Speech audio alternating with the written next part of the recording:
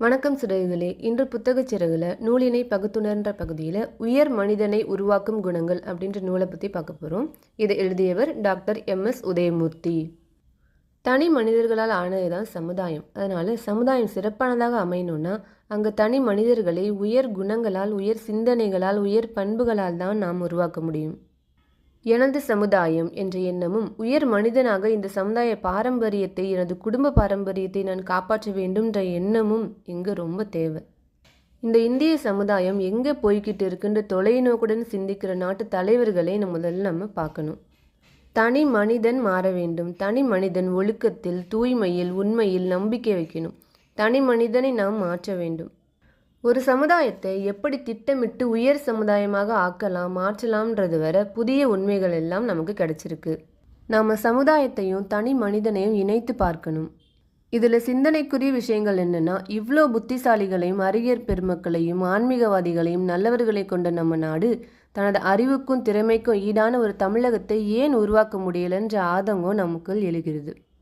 எனது சிந்தனை, எனது செயல் என் இனத்திற்கு பெருமையூட்டும், வலுவூட்டும் என்ற ஜப்பானிய மக்கள் செயல்படுகிறாங்க. ஐரோப்பிய நாடுகளான ஜெர்மனி, பிரான்ஸ், இங்கிலாந்து, ஸ்வீடன் போன்ற நாடுகள் பல ஆண்டு காலமாக முன்னேறும் குணங்களை வாழ்க்கையாக்கி எல்லாவித வாழ்க்கை வசூலிலும் வாழ்ந்து வருகிறாங்க.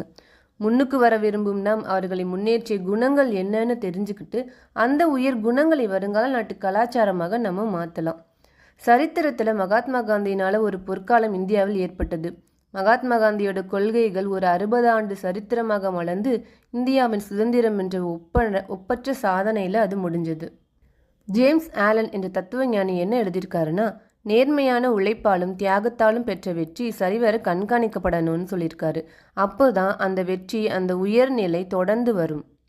எண்ணங்கள் தான் விதைகள். அவற்றை உங்களை போன்ற நல்ல உள்ளங்களில் தூவிவிட்டால், ஒத்த உள்ளங்களை ஒன்று திரட்டி நம் கடமையை செய்து கொண்டே போனால் பலன் தானாக வரும். நல்லவை வலிமை பெறும், உண்மை வெல்லும் என்ற நம்பிக்கை எனக்கு இருக்குது. உயர் குணங்களால் நம்மை உருவாக்கிக் கொள்வோம், துணிவாக்கிக் கொள்வோம், லட்சியங்களை நோக்கி நடப்போம்னு ஆசிரியர் சொல்லியிருக்காரு இந்த புத்தகத்தில். மேலும் இதில் முன்னேற தேவையான முக்கிய குணங்கள், திறமைகள் மலரட்டும், புதிய எல்லைகளை வகுப்போம்னு நிறைய தலைப்புகளில் கருத்துக்கள் சொல்லியிருக்காங்க. இந்த புத்தகத்தை பற்றி தெரிஞ்சுக்கலாமா?